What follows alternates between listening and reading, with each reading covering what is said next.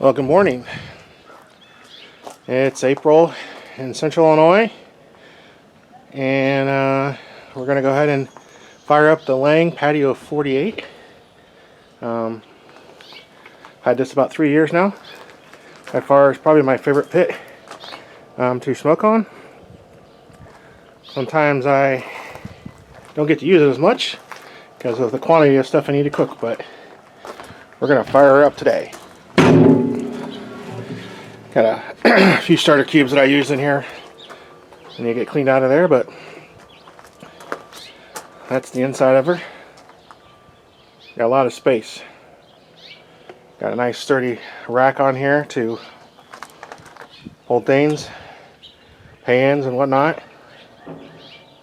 And I ended up getting the cart upgrade so that I could pull it around a little easier, although for the most part I leave it right here. It's got the big pneumatic factory tires and everything on it.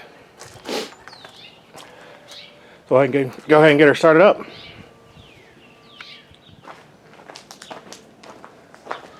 Alright, I'm going to use some lump charcoal and this propane fire starter to get the pit going.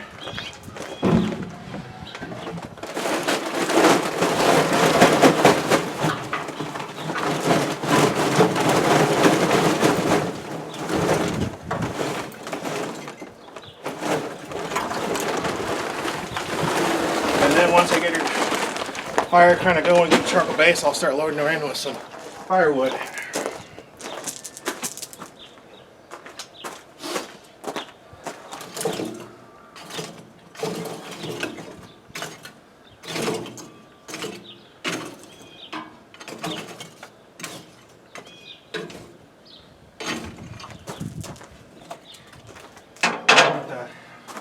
Lid open.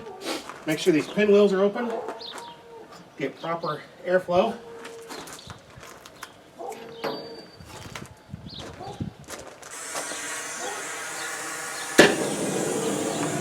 And I'll go ahead and just set that in there.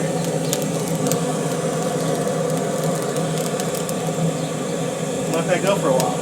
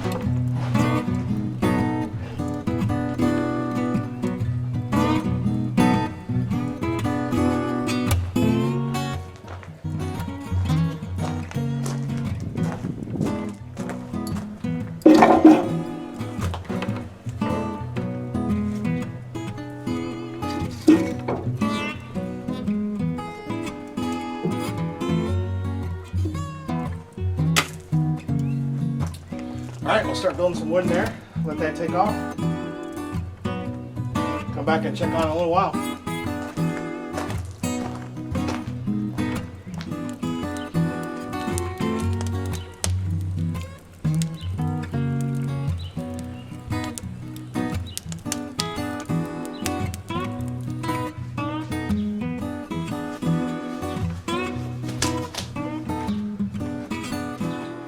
Alright, so today I'm going to do a rack of baby backs and 4 bone-in skin-on chicken breast on the old Lange. So first thing I like to do is give them all a little coat of oil. I'm just using some spray olive oil.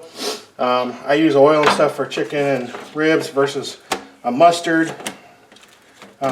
just because I think it gives it a better coat. I don't need quite the bind that I want if I'm looking for that real heavy bark that maybe I might put on a brisket or a pork butt. So we'll go ahead and I'm using a little bit of Yardbird today for the chicken. So what I'll do is I'll go ahead and kind of liberally coat the bottom side.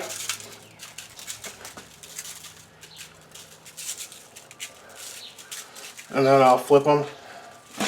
I go ahead and liberally coat the top side and let that kind of marinate in a little bit. Still got the pit coming up to temperature, so probably got another 30-40 minutes before we'll be ready to put it on, so this will be good time to let some of that salt and herbs and spices kind of soak into the skin and into the meat. Awesome. Now on my ribs, I have my own homemade rub. So I'm going to go ahead and do basically the same thing. Start on the back side.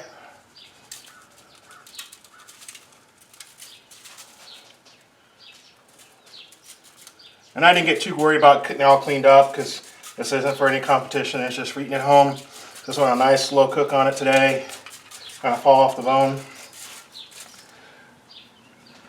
Something I like to do a little bit too is add a little layering of flavoring. So I'm just going to hit it just a little bit with a little bit of Yardbird to give it a little bit more pop. Flip it over. Follow it the same way.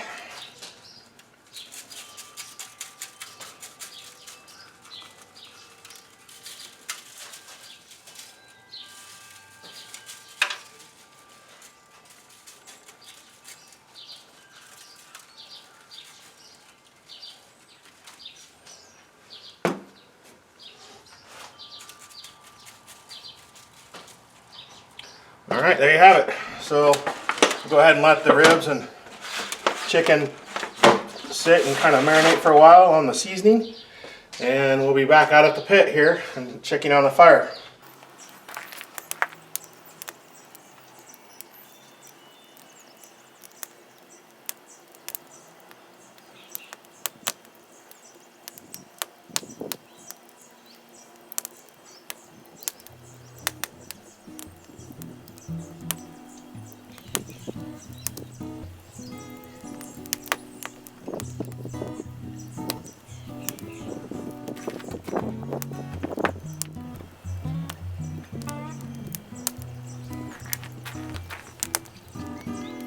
Alright, now that I got a little bit of a fire going, I'm going to start closing her down a little bit. I'm not going to close the lid all the way.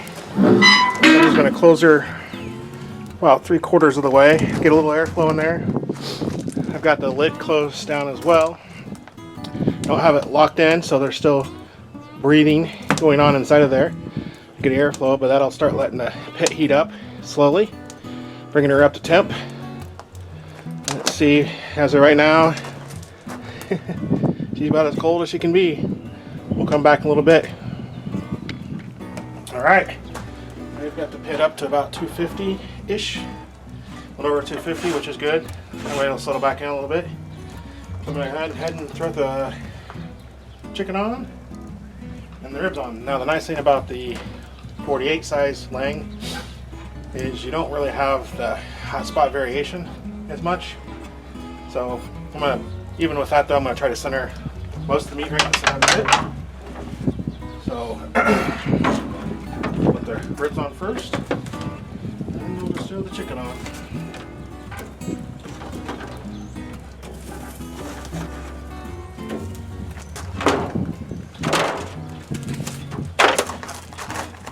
Alright, and then we'll close her up. And on the Langes, they've got 2 different latches on them. Go ahead and latch it down.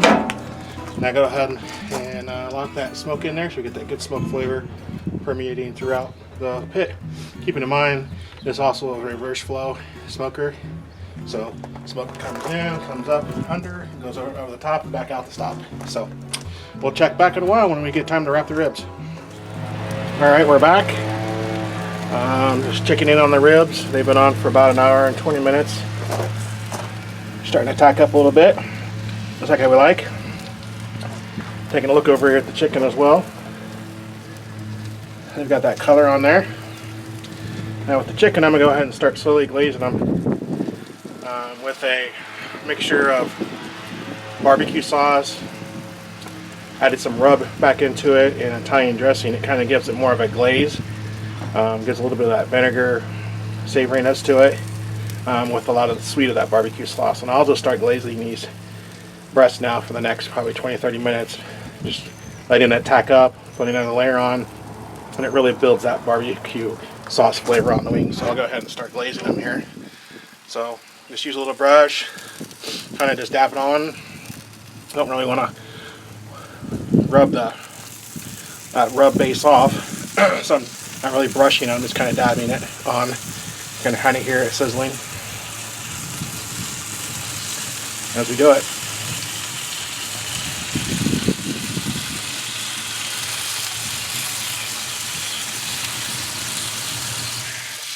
We'll keep on repeating this for the next probably 15, 20, 30 minutes. Get them up to temp. I like to take the breast to about 160, 163, 165, and then let it rest a little bit, kind of finish out the cook.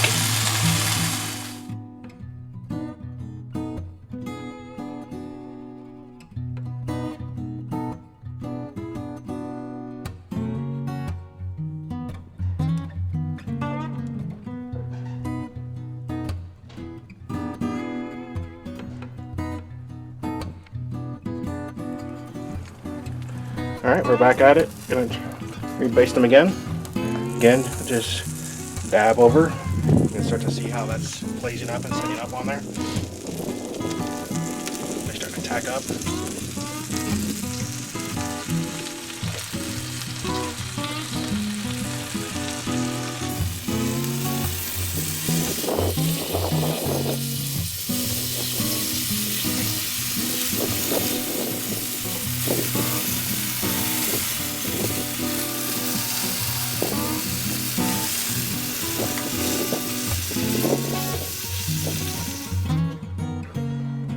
Alright, pulled the chicken off. As you can see, it has tackiness on the skin or when the sauce set up.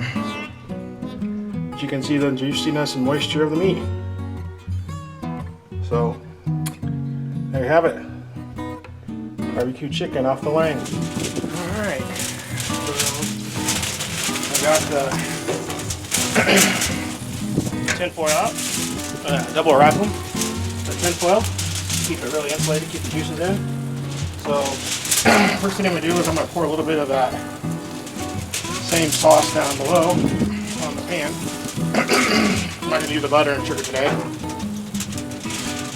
I'm just going to set the rack right down into that. And then basically just fold the tin foil over. Fold them up. Do the same with the second one.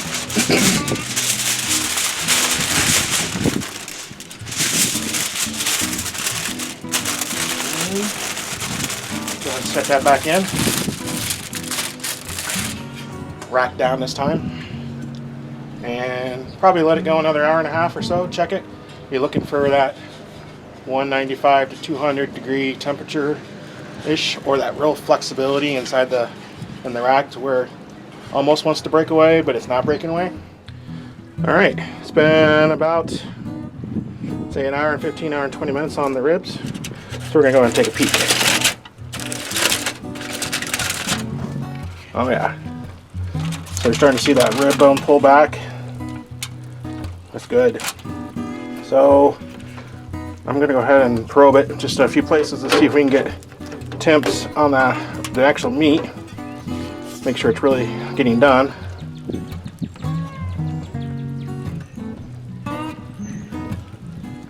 So we're going to go right in between the rib bones. Yeah, we're over 200 there, 202. Where I'm really concerned about is right in there in that thick part.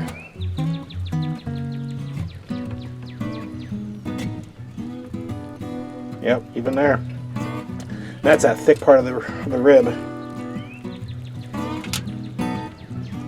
Yep. So it looks like we got them done. So the next step is to get them out of the foil and go ahead and get some sauce on them, and we'll have these ribs done. Can't wait. Alright, we'll go ahead and get these out of the tin foil. See all the juices are in there. So we'll go ahead and just, you can see as you pick it up, it kind of wants to break away. So we know she's ready to go. I'm actually going to try to save these juices a little bit. Just keep it moist. Try to create a little bowl here. That way, if you want to rest them or set them for serving later, trying to keep those juices and reuse them. So I'm going to go ahead and just start basting it with that same glaze that I used earlier.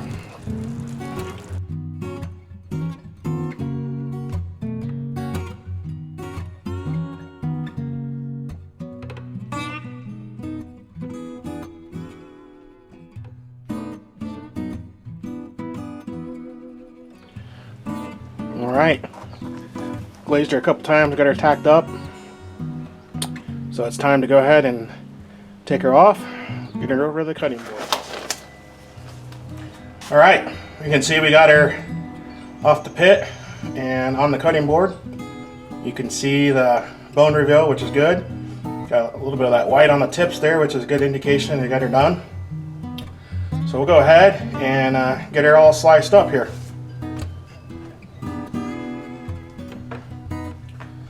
So what I like to do is flip her over so I can see the bones better. And we'll just make nice slices through there.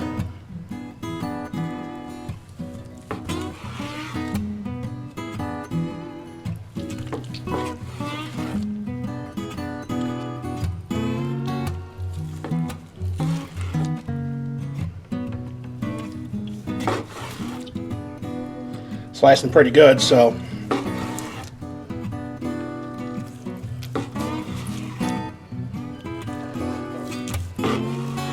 there you go.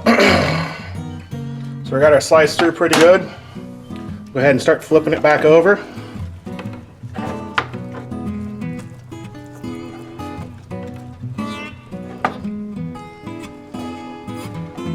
Got some nice meaty slabs here.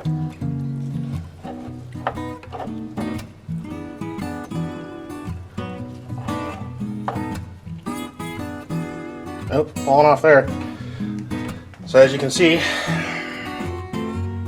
pretty well done. Pick one of these up here. You can see the smoke ring through there. A little fatty. Kind of fall off the bone. So, thanks for watching today. Hope you enjoyed the cook. I think I'm going to enjoy eating some of this. And if you like it, go ahead and hit subscribe below. Have a great weekend.